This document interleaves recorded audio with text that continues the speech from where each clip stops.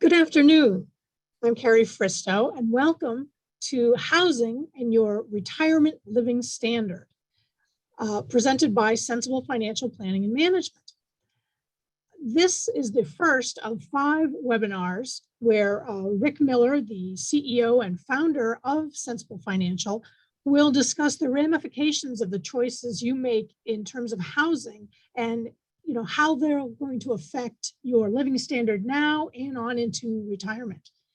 This is the first, as I've said, and this is called Buying versus Renting, How It Affects Your Bottom Line. And welcome, Rick Miller. Thank you, Carrie. I'll talk briefly about the upcoming webinars as well. The next one is early in July, right after the 4th. And we'll talk about how much house you can afford, how much you can spend on your housing in retirement. Then in August, we'll talk about whether you should buy a vacation home. In September, about how to think about how much you can spend on housing when you're retiring and if you're leaving, let's say, your family home. And finally, in October, we'll talk about how much you can depend on the value of your home in support of your overall financial plan. In the series, we will cover a lot of points, but here are the key takeaways from the whole series, not just today's. The first one is that owning a home is probably riskier than you think. We'll talk about that a little bit today and a lot in October. Secondly, housing is a fixed expense, especially if you own. It's something that you think about relatively infrequently, especially if you're an owner, about how much you're spending on housing. Unlike a lot of other fixed expenses, however, housing is central to your living standard, and where you live and how much you like where you live has a great influence on your happiness, your enjoyment of life. The lifetime balance sheet is an essential perspective because housing is a stock. If you buy it, it's very lumpy, and most of your other expenses are flows. And what I mean by that is that if you think about groceries, you spend a certain amount on groceries every week, and you can see what you're spending on groceries every week. If you own a home, you're less likely to be thinking about what you're spending on housing this week. And if you look at things in the context of the lifetime balance sheet, you can see how much you're spending on housing out of your entire lifetime resources. And that can be sometimes surprising. Many of our housing expenses are irregular, and we tend to underestimate them. And I'm thinking in particular of what we call major maintenance, and we'll talk more about that today. And finally, while housing equity is a large asset, you can access it in flexible ways, which means that you don't have to access none of it or all of it, but you can go after 5 or 10% of it to use in support of the rest of your financial plan. And that's also important to understand. Okay, so with all of those takeaways summarized, let's move on and focus on the question of the day, which is buying versus renting. When you're retiring, the housing decision is different than when you're starting out or when you're accommodating a growing family. And when you're thinking about housing, it's important to think about how your capabilities are likely to change as you age. And your housing decision has to recognize that. You have to plan for the changes. And there are physical changes which are relatively obvious as we get older. If you read the literature, you notice that things like muscle mass diminishes and strength diminishes and so forth. But it's also true that emotional energy diminishes as well. And it's important to factor that in when you're thinking about where you'd like to live. And if you're planning, let's say, several different changes of housing throughout retirement, as the slide suggests, it's important to recognize that moving becomes more difficult over time. And therefore, we advocate what what we call here flexibility without requiring nimbleness. And what we mean by that is single flexible solutions. So one house that could accommodate changing capabilities, or alternatively, if you're thinking about older adult living arrangements, something like a continuing care retirement community, which we're not going to discuss here or further in the series, but that's an example of what we mean by flexibility without requiring nimbleness. Throughout the discussion today, we're going to talk about the Robinsons, and I'm going to call them our star couple. And they will be our example as we think about buying versus renting. And they're intending to move from their family home to a new, smaller home in retirement. And they earn a comfortable living. They don't have to worry about their children from a financial perspective. And so we can really just focus on housing for them. And they're saving as much as they can into their 401ks. And I say here the Robinsons are savers. So, but here we're looking at their financial situation in summary. They're saving as much as they can into their 401ks. They're also adding, even though the table doesn't show it, $2,000 or $3,000 a year to the non-retirement savings. We see what they're spending on cars. We see what they're planning to spend on Medigap insurance, and we see their assets. And this is a subset of the information that we've used in developing the financial plan. And we used a piece of software called Maxify to do all of the analysis that you're going to see here today. When we think about buying versus renting, I'll talk about financial advantages and disadvantages of each. Then we'll talk about, let's say, more emotional or non-financial advantages and disadvantages, and then we'll look at the specific costs.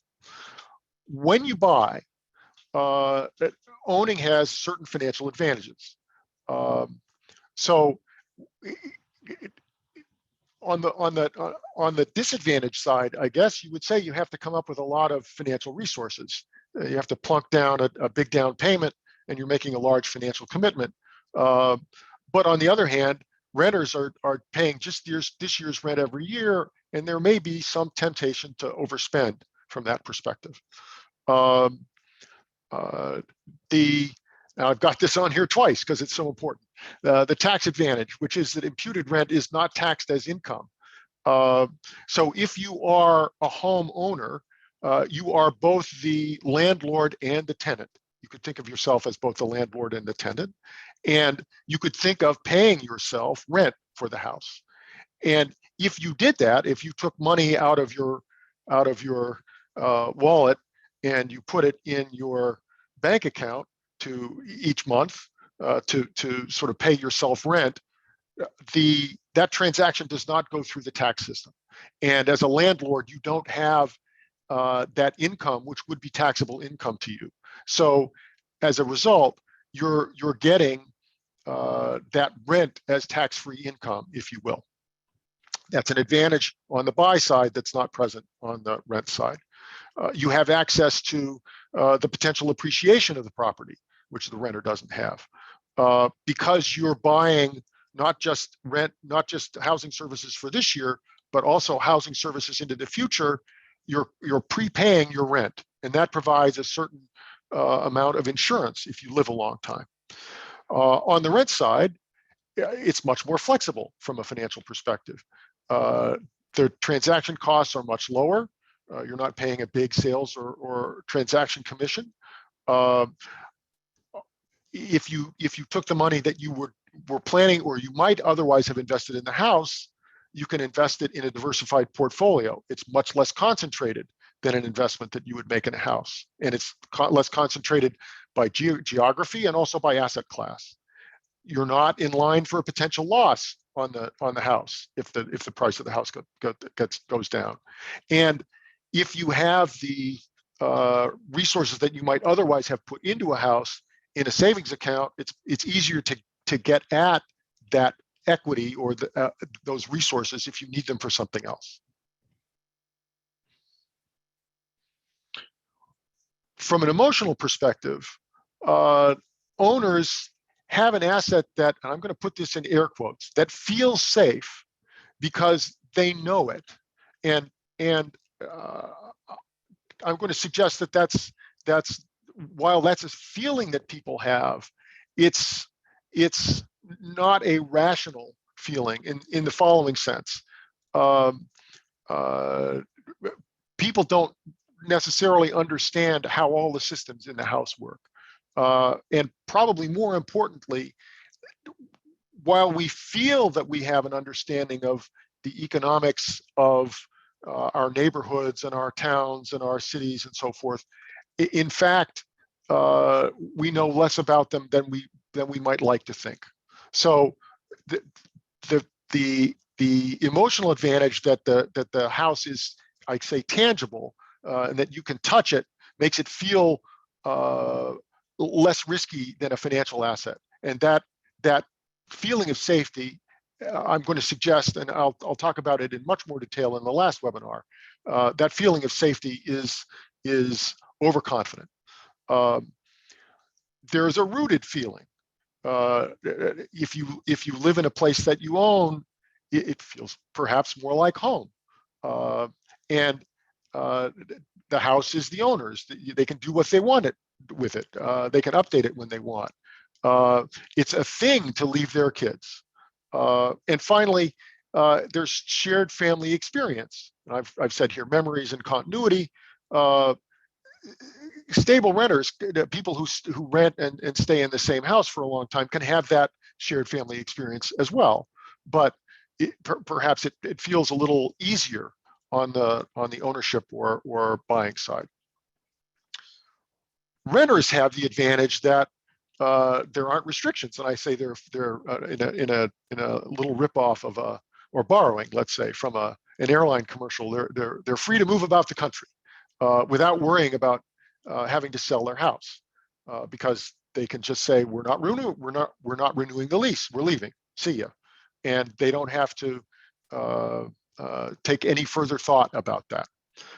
And then as far as the maintenance of the property is concerned, they're much less concerned because they don't own it. The landlord is responsible for upkeep of the property.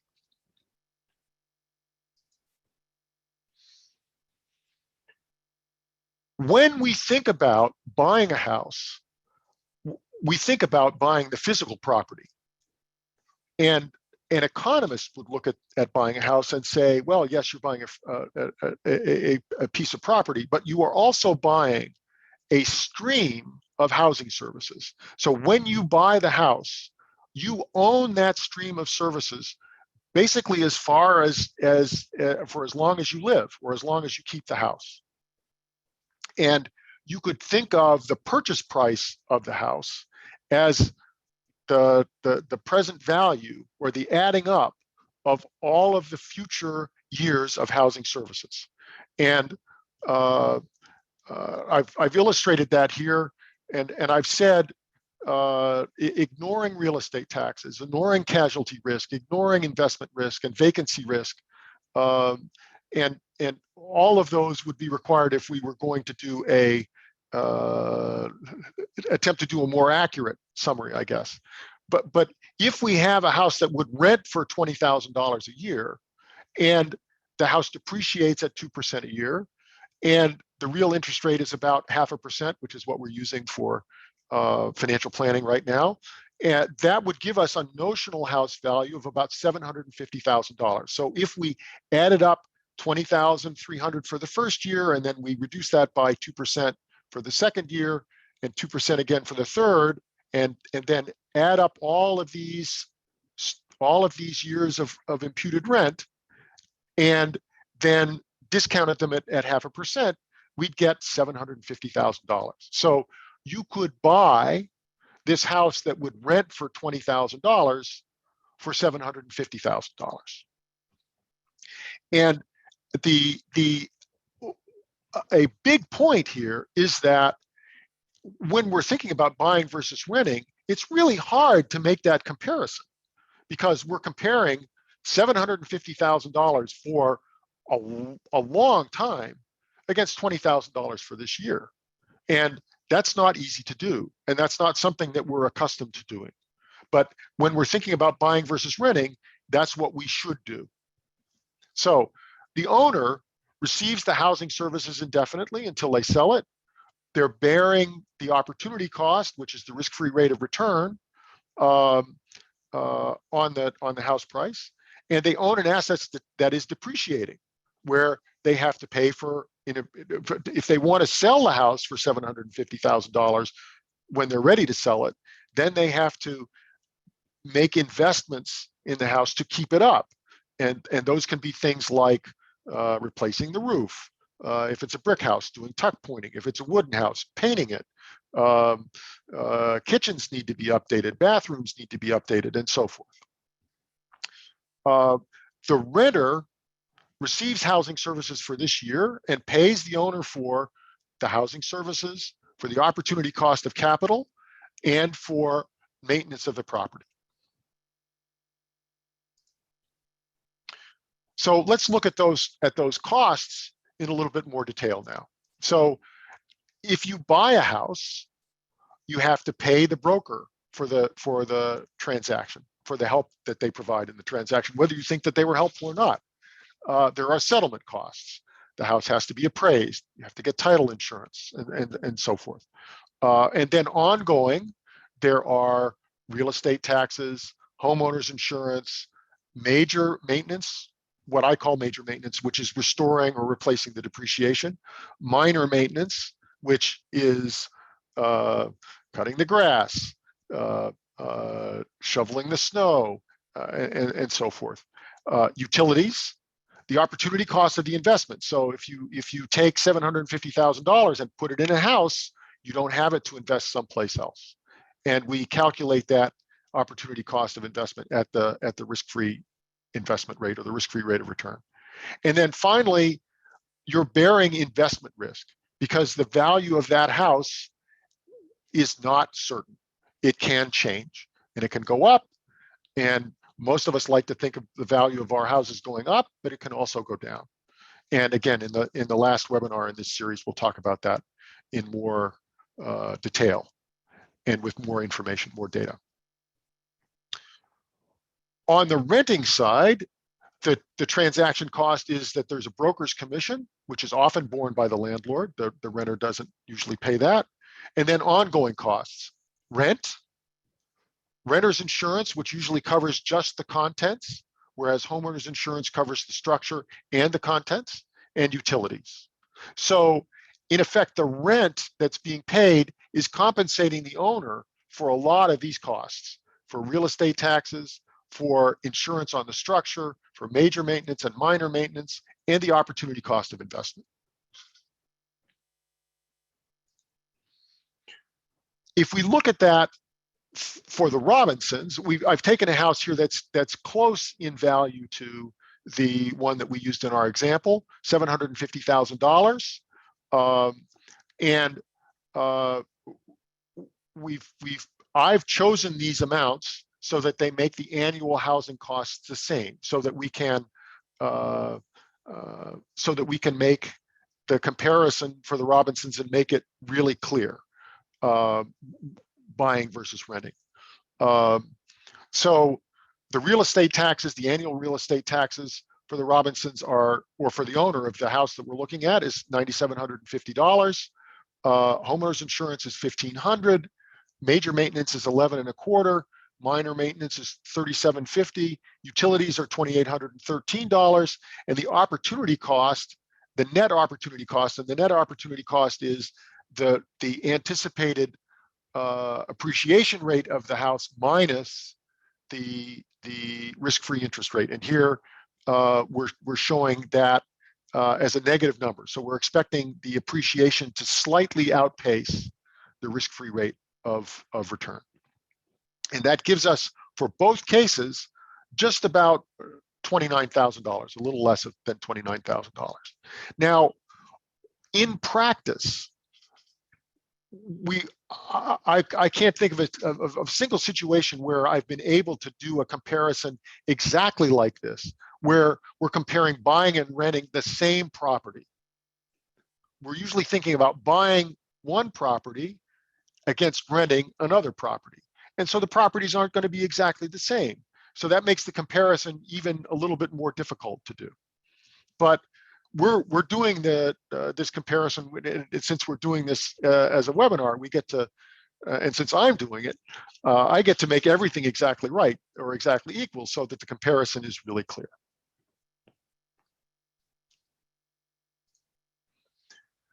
All right, so here's how we're doing the comparison. We are looking at the Robinsons' entire future life, and we're asking the question, how much can they afford to spend on what we call consumption, or on their living standard, on their non-fixed expenses? So we're taking out the housing costs that are going to be paid. We're taking out taxes. We're taking out insurance, other than the property insurance. The property insurance is included here. And we're asking how much they can spend. And we're starting with how much they could spend if they retire and stay where they are, so they don't downsize. And we're saying they could spend $74,000 a year on consumption if they did that. And since they're only spending $65,000 a year, they have a little extra. But the Robinsons don't want a house as big as they have. So they're thinking about, as I said, retiring and moving to a smaller place. And if they retire and buy the house for $750,000 instead of $74,000, they could spend $89,000 a year, every year for the rest of their lives. So the downsize is worth $15,000 a year.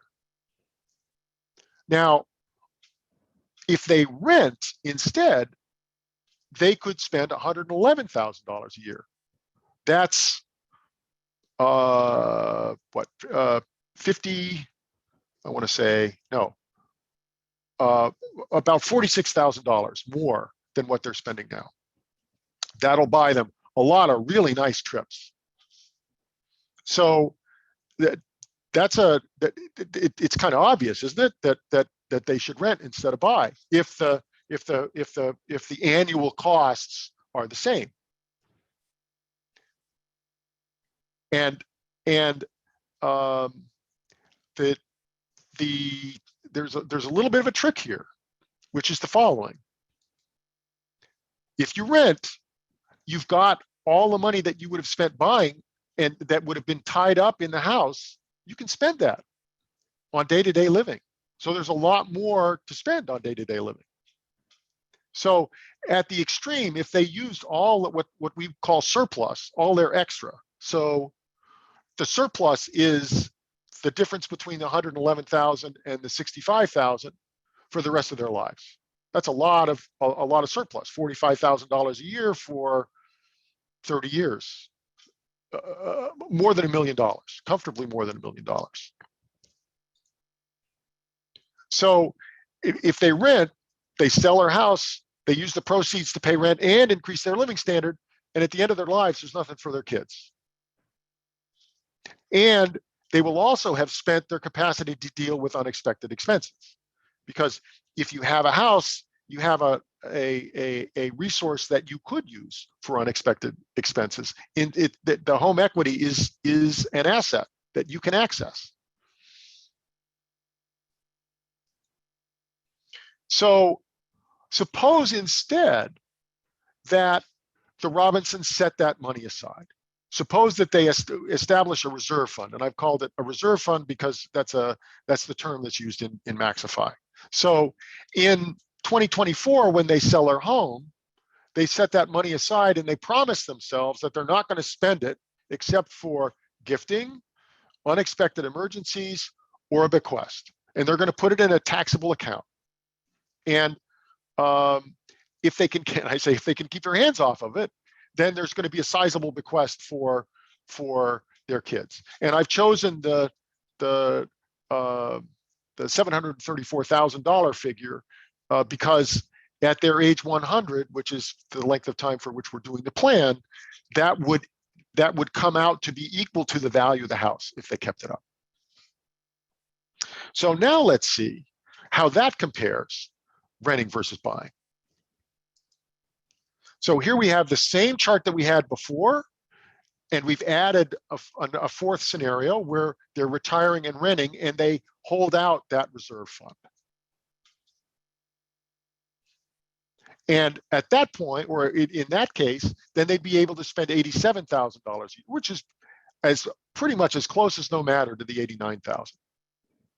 So once we hold that resource out and invest it in this case, we're investing it in the risk-free asset, then buying and renting from a financial perspective look much different, or much the same, excuse me. And we're back to the financial advantages and disadvantages that we discussed earlier, primarily the investment risk and diversification, right? So the owner of the house has the investment risk of a concentrated asset. The renter can invest their resources in a diversified fashion. The owner has that untaxed imputed rent as an advantage, but the buyer of a house probably has higher transaction costs. So those are the financial differences. And in our example here, they turn out to be pretty small. Now, I want to emphasize that we have not we've not tried to quantify the investment risk and the diversification. It's very difficult to do that. And again, I'll talk about that in the last webinar in the series. The untaxed imputed rent, we're probably picking up here in the difference between the 89,000 and the 87,000. And the transaction cost differences are going to be very small because the Robinsons are buying just one house. And if you spread the transaction costs over their lives, that the impact on a year-to-year basis is going to be small.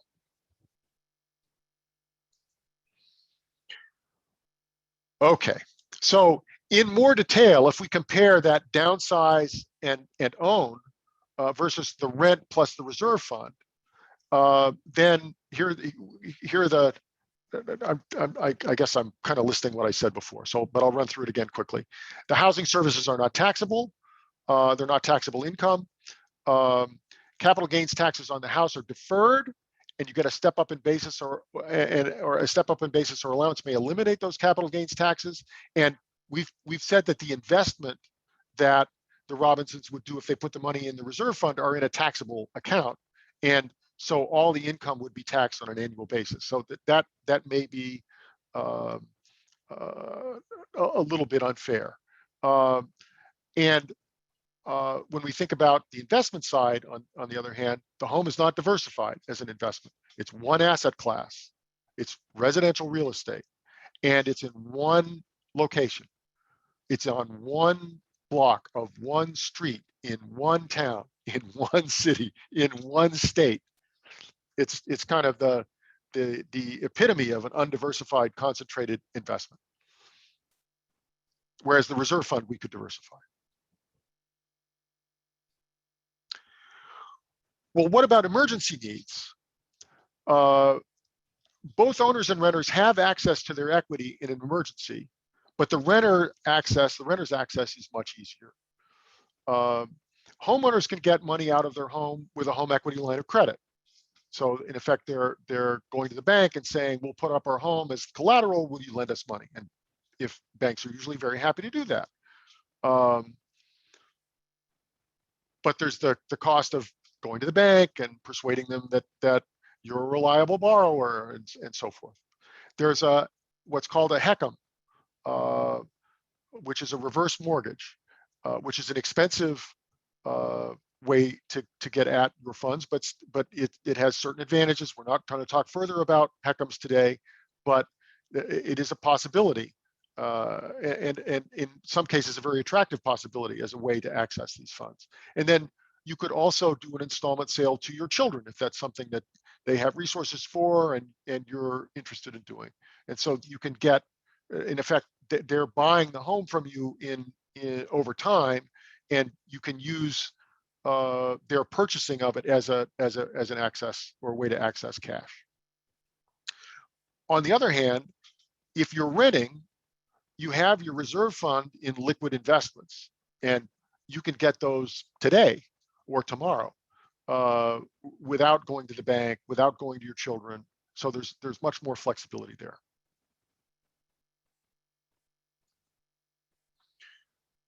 All right.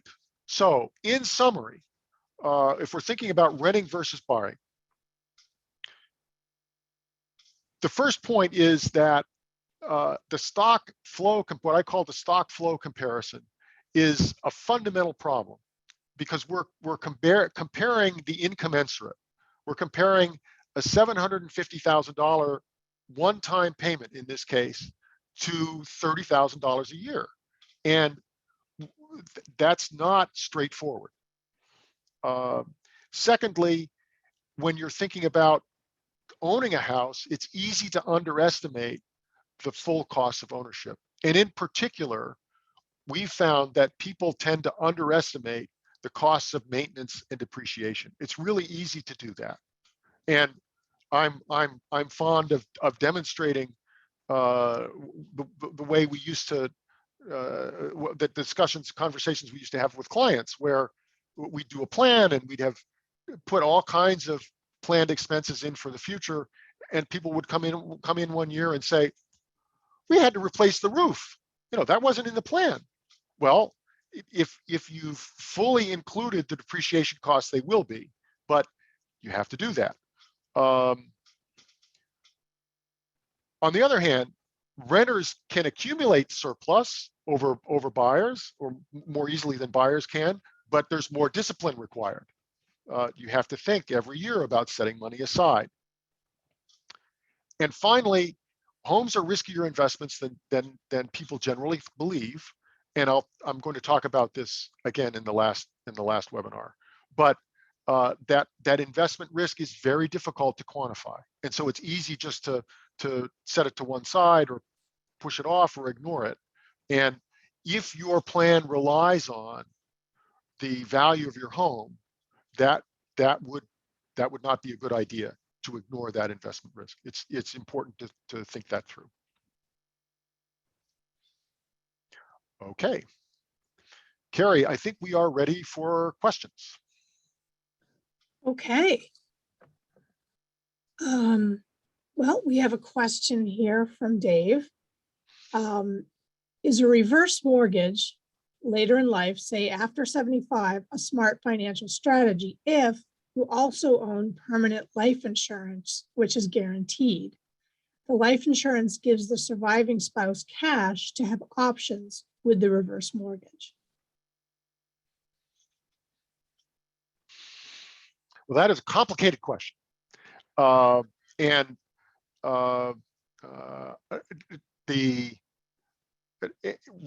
First of all, both reverse mortgages and a whole life insurance are complicated products. And secondly, when we're thinking about products, financial products, we try to think about them one at a time, because the benefits and costs of each are pretty much independent of each other. And in this case, they're clearly independent of each other. And so one could think about a reverse mortgage by itself. One could think about whole life insurance by itself. And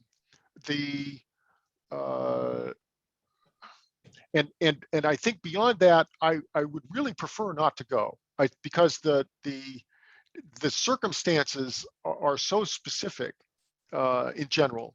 To people's circumstances are very specific, and so if we're thinking about, let's say, the risks that Dave and his wife are thinking about,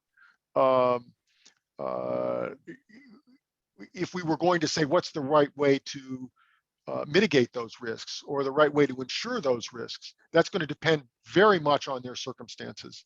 And saying that a reverse mortgage, or a reverse mortgage plus whole life insurance, or whole life insurance by itself are the right answer, one of those three is the right answer, it depends an awful lot on the details. And I think it's, if Dave wants to email me some of the specifics, I'll be happy to take a look and see if it's something that I can advise on sort of off the cuff, or whether it's really requires analysis. Okay. Steve asks, one of the slides earlier, you depreciated $20,300 each year. And he's wondering why. Here, this is probably the graph. Mhm. So the depreciation is 2% of the 20,300. So it would be approximately $400 in the first year. So when we're thinking about a house and we're thinking about all the costs, depreciation is a very important cost, because as there's wear and tear on a house, weather wears on a house on the outside. People living in a house wear on it on the inside, and other stuff tends to wear on it from the inside, on the inside too. And I wouldn't want to speculate what those things are, but wallpaper fades, and paint chips, and I guess that would be use, right? But it also fades, so that's sunlight. And appliances age, and many people on the call have probably had the experience of walking into a house and saying, this kitchen hasn't been redone in 30 years. We can't live in this house with this kitchen this way. We're going to have to redo it. So all of that is depreciation.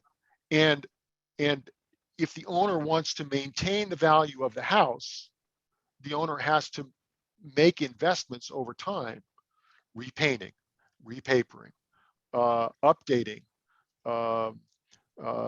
Electric switches wear out. Electric fixtures, electrical fixtures wear out or become outdated. Roofs wear out, boilers wear out, heating systems wear out, become obsolete, because there are improvements. Even if we could find, and I can't imagine that we could, but even if we could find a house that was built in, let's say 50 years ago, so that would be 1971, and it was never occupied, and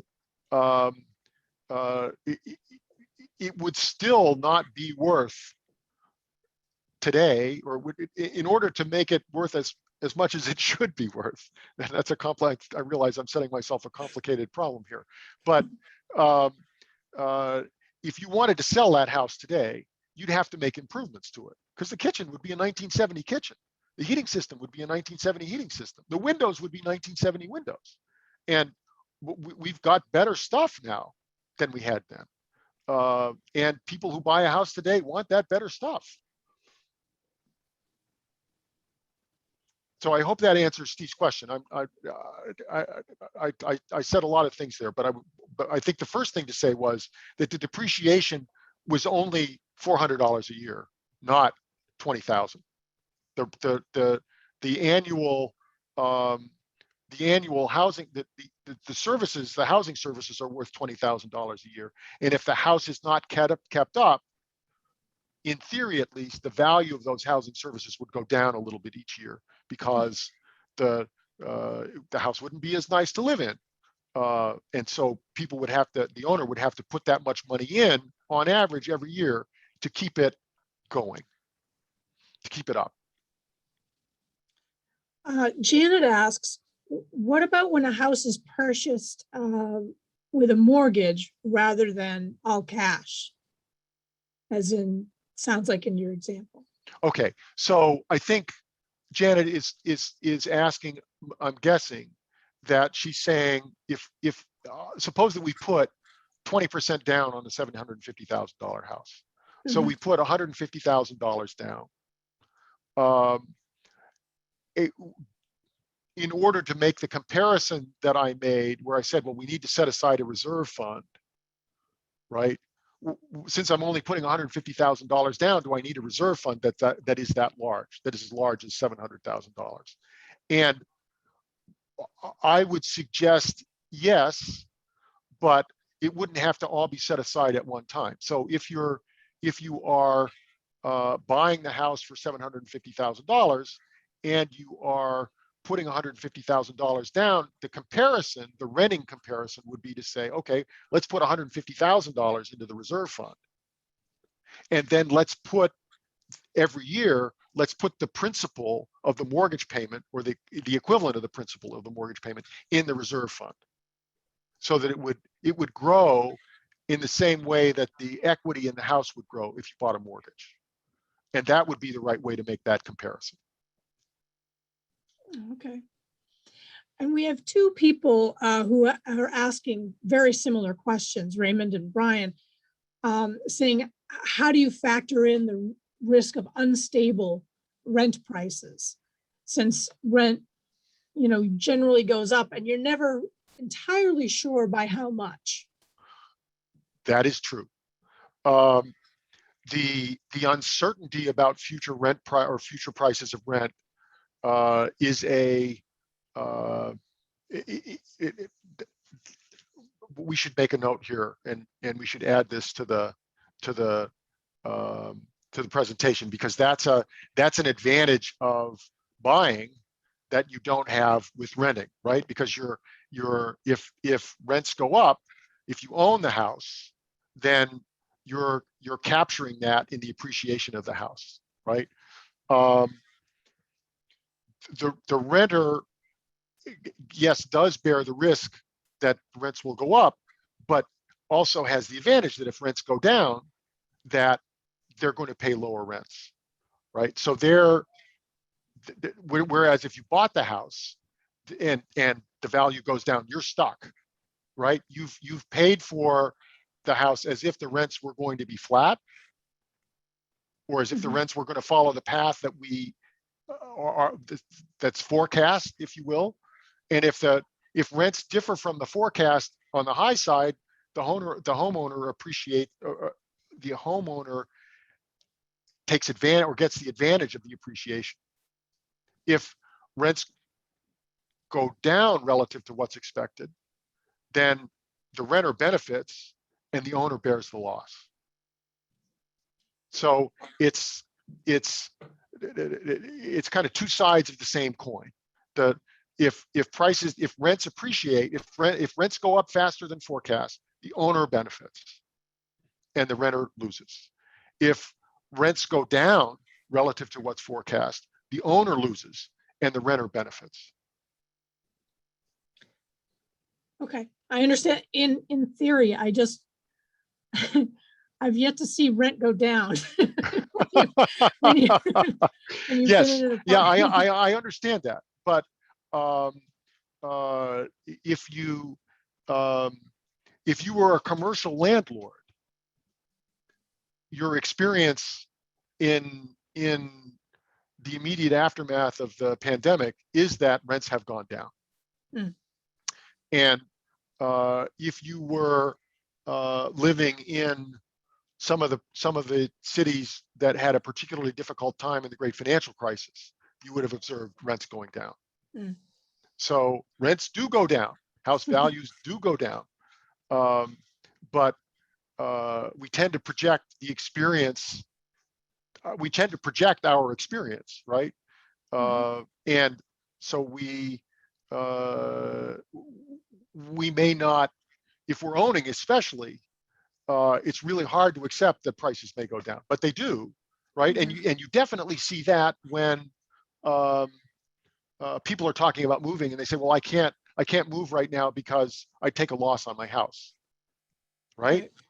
So that means that prices are down or prices are below what we thought they were going to be. So John asks, what set of reasonable circumstances suggest that buying is a better choice? Or so basically, I think he wants to know, is renting always the better path? Oh, is renting always better? Oh, if that's the message that people are receiving, that's not what I'm trying to say. I am saying that there are advantages of owning and there are advantages of renting. And the decision that people make should depend upon how they value each of the sets of advantages. And unfortunately, I think that there is no clear financial answer as to which is better. There are times when and cities seem to and locations seem to go through cycles where, let's say, house prices will rise relative to rent prices, and then relative to rents. And that would say that renting is relatively advantaged. Sometimes rents rise relative to house prices, then renting is going to be relatively advantaged at those points in time.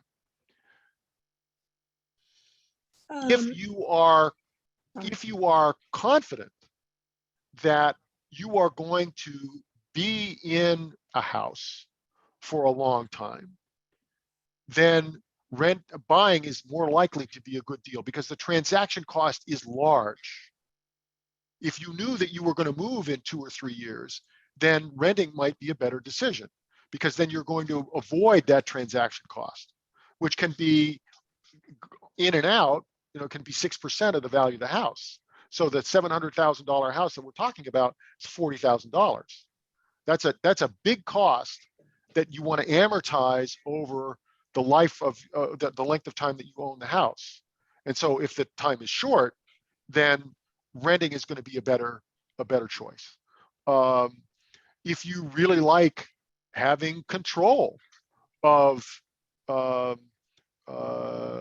colors that the rooms are painted, the wallpaper, the appliances, the plantings in the yard, all of those things. If that's important to you, then renting is not a good idea because you can't affect any of those things if you rent.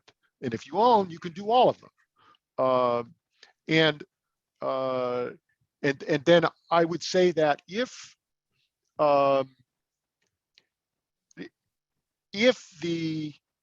your plan depends heavily on the value of the house, and here's an example of a plan that would. So if you have to be able to use the equity in your home to make your financial plan work, then that might push you a little bit more in the direction of renting. Because think of it this way, the plan in effect says, well, I'm going to buy this house, I'm going to live here for 15 years, and then I'm going to sell it, and I'm going to use the equity to finance the next 15 years.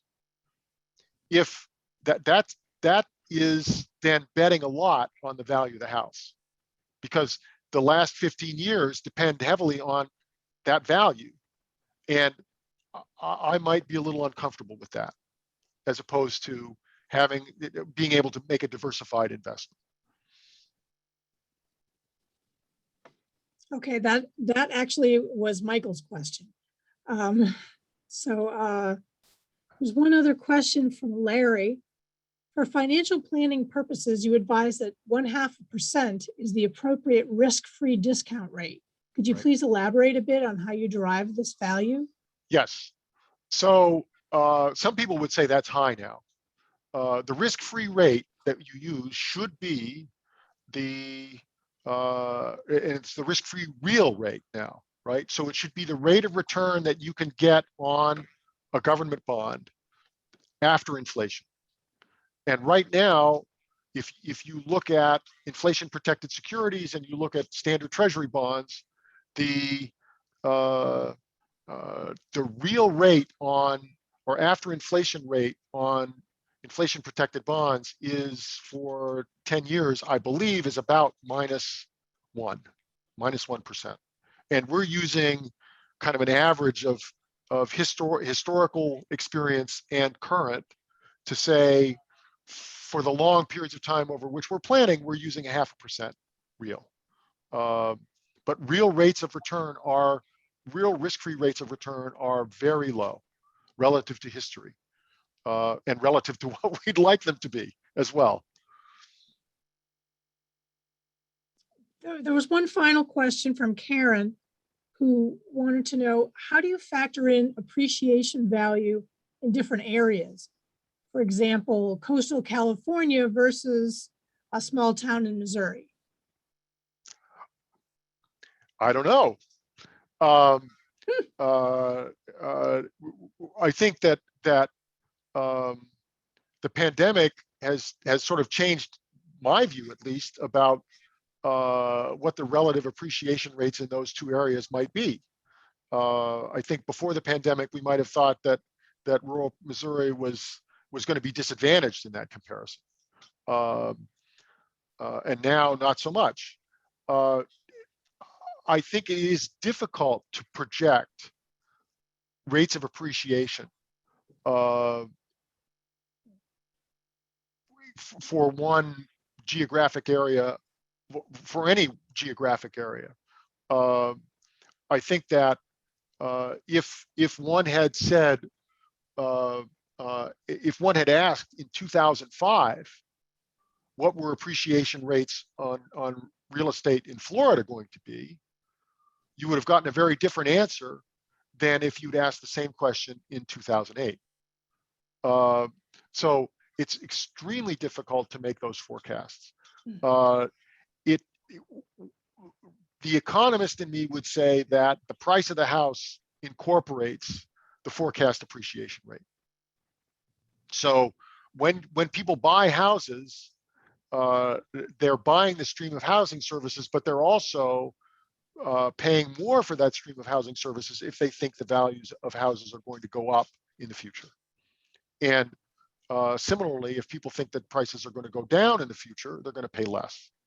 So some people are concerned that housing on Miami Beach is going to be progressively or increasingly underwater for in the future as sea levels rise.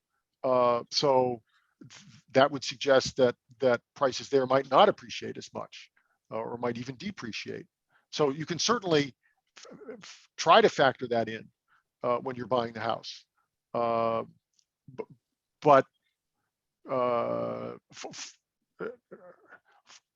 it's hard enough to find out what's happening to prices retrospectively without trying to figure out what's going to happen to prices prospectively. I'm sort of punting on this question. It's very difficult to forecast. I think you've answered all the questions. They're really good questions today. Okay. All right. Well, let's see. Let's go on here now.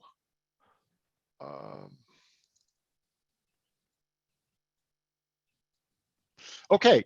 Well, thanks everyone for coming.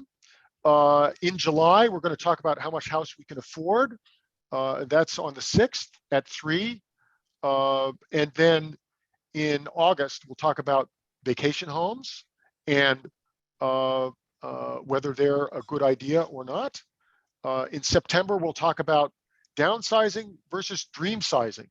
And this is thinking about, it's a little different than how much house we can afford, but rather how much resource do we want to allocate to housing when we can spend that money on other things that we might like.